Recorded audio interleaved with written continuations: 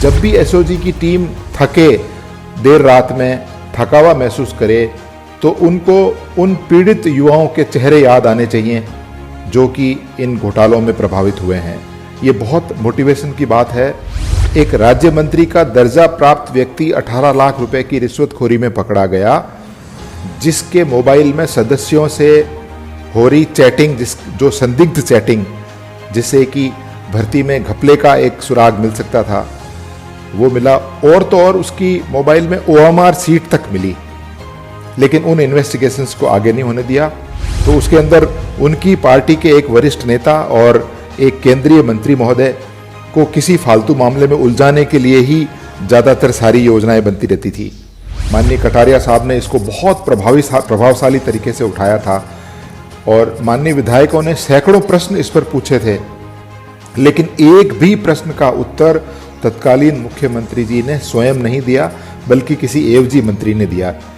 भर्ती से संबंधित बोर्डों और आयोगों में ऐसे संदिग्ध लोगों को लगाया गया जिससे कि पूरा राजस्थान शर्मसार है। आप विश्वास नहीं करेंगे, ऐसे ऐसे लोग भर्ती में और आयोग में सदस्य बन गए जिनको आप एक संविदा कर्मी की भर्ती के अंदर भी नहीं रखना चाहेंगे। लेकिन अगर सारा सिस्टम ही भ्रष्ट होगा और सारा सिस्टम फेवर के रूप में होगा, अपने चुनिंदा लोगों के रिश्तेदारों को भर्ती करने में लगा होगा, तो उस पर जनता का विश्वास कभी भी नहीं होगा। जो आशा की किरण वर्तमान सरकार ने कड़ी कार्रवाई करके दिखाई है, वो आगे भी जारी रहेगी। लोकसभा चुनाव 2024 की तैयारियां जोरों पर है। जहां नेता आरोप प्रत्यारोप लगाने में झुके पड़े हैं, वहीं रिटायर्ड अधिकारी भी इनमें कूदने लगे हैं। एसीबी के पूर्व डीजी बीएल सोनी ने पेपर लीक केस में पूर्व सीएम अशोक गहलोत का नाम लेकर जमकर निशाना साधा है। उन्होंने वायरल ऑडियो में कहा है कि गहलोत कार्यकाल में आयोजित परीक्षाओं के पेपर लीक हुए हैं। ये सभी सरकार की गलत नीतियों का नतीजा है। वहीं सोनी ने कहा कि एग्जाम देने के लिए अभ्यर्थियों ने अपनी जमीन बेचकर तैयारियां की। इसके बाद पेपर लीक हो गए, जिससे उनमें परीक्षा को लेकर कई तरह की भ्रांतियां पैदा हो गई है।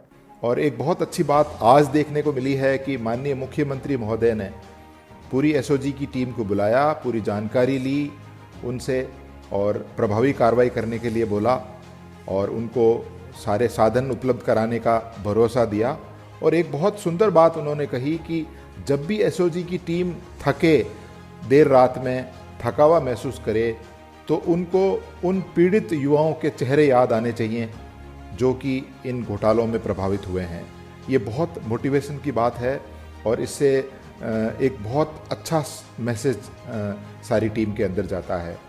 पहले ऐसा नहीं होता था। पिछले 5 सालों में, पिछली सरकार में करीब करीब सारे पेपर लीक हुए।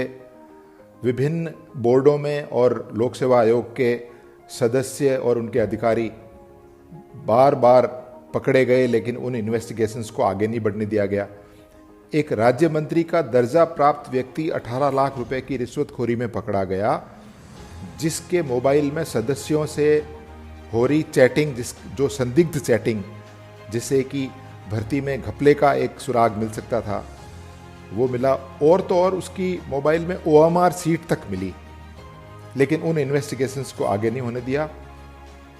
उस समय या तो मीटिंग होती नहीं थी, गृह मंत्री का चार्ज मुख्यमंत्री जी के पास था, और ना तो ज़्यादातर उनका समय नहीं मिलता था, तो वो मीटिंग करते नहीं थे। और अगर मीटिंग होती थी तो उसके अंदर उनकी पार्टी के एक वरिष्ठ नेता और एक केंद्रीय मंत्री महोदय को किसी फालतू मामले में उलझाने के लिए ही ज़्यादातर सारी योजनाएं बनती रहती थी।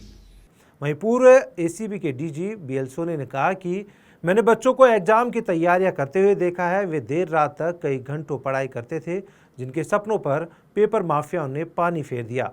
उधर राजनीति जानकार ये भी बता रहे हैं कि पूर्व एसीबी के डीजी बीएल सोनी ने रिटायर्ड होने के बाद ये बयान दिया है। ये बयान लोकसभा चुनाव से पहले भाजपा के पक्ष में रहते हुए कांग्रेस पर सोनी द्वारा निशाना साधा गया है। कभी कोई सीरियस बात नहीं हुई कि किस तरह से हम युवाओं के साथ हो रहे कुठाराघात को रोक सकते हैं।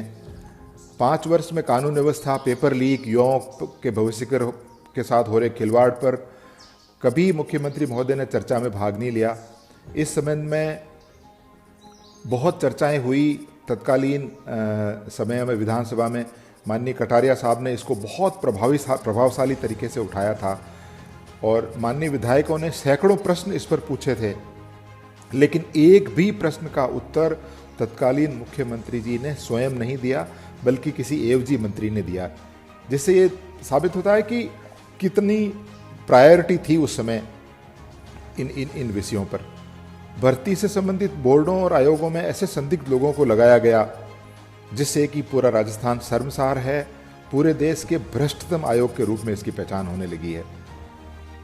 और तो और इनके अपने दल के एक आधिकारिक प्रत्याशी के रूप में चुनाव लड़े व्यक्ति को, जिसने चुनाव में पानी की तरह पैसा बहाया, लेकिन जनता ने नकार दिया, लेकिन उसके बाद भी उनको आयोग का सदस्य बनाया गया है। ऐसे ऐसे लोगों को आयोग का सदस्य बनाया गया जिनके बारे में आम जन बहुत संदिग्ध छवि रखता था। आप विश्वास नहीं करेंगे, ऐसे ऐसे लोग भर्ती में और आयोग में सदस्य बन गए जिनको आप एक संविदा कर्मी की भर्ती के अंदर भी नहीं रखना चाहेंगे। शीर्ष संस्थाओं की दुर्गति पिछली सरकार में माननीय गहलोत साहब के समय पर उनके अपने निजी और राजनीतिक स्वार्थों के चलते खूब की गई। राजस्थान के लाखों युवा बद्दुआ दे रहे हैं, बेचारे गरीब।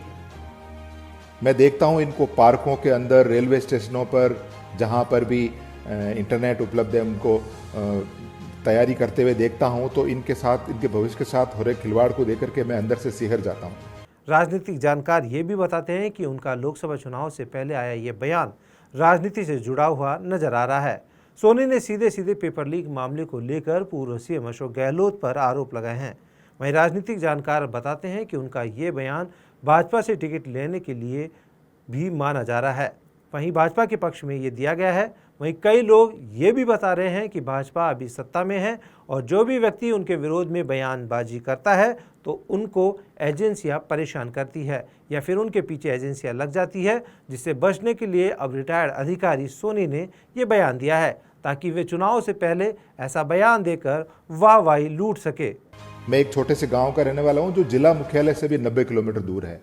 मैं सोचता हूं अगर उस समय ऐसी भ्रष्ट व्यवस्था रही होती तो मेरे जैसा व्यक्ति तो सेवा में नहीं आ सकता था। ऐसे नेतृत्व को सोचना चाहिए कि इन संस्थाओं में जिन लोगों को हम भर्ती कर रहे हैं वो अगले 35 साल तक राजस्थान की सेवा करेंगे। तो यदि हम ईमानदार, स्वच्छ छवि के और पारदर्शी सिस्टम से भर्ती करेंगे तो हम उनसे आशा कर सकते हैं कि वो राज्य की अच्छे से सेवा करेंगे।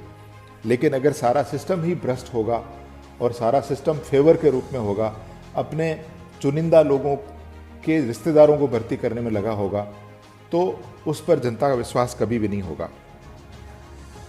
ऐसे नेतृत्व को यह सोचना चाहिए कि वो आज हैं, कल रहेंगे, ना रहेंगे, लेकिन संस्थाएं रहेंगी, राज्य रहेगा, राष्ट्र रहेगा और उनमें याद किया जाएगा कि कब कैसी साफ व्यवस्था थी या दूषित व्यवस्था थी। अब मैं उम्मीद करता हूं कि जो आशा की किरण वर्तमान सरकार ने कड़ी कार्रवाई करके दिखाई है वो आगे भी जारी रहेगी और हमारे लाखों युवाओं को, जो गांवों के रहने वाले हैं, शहरों के रहने वाले हैं, बेचारे उम्मीद करते हैं कि वो भी कहीं न कहीं किसी सिस्टम में आकर के सेवा करेंगे। उनको एक पारदर्शी, एक मेरिट आधारित, एक सरल प्रक्रिया वाली भर्ती में शामिल होने का अवसर मिलेगा। हमारे अधिकारी और उनकी टीम बहुत सक्षम है।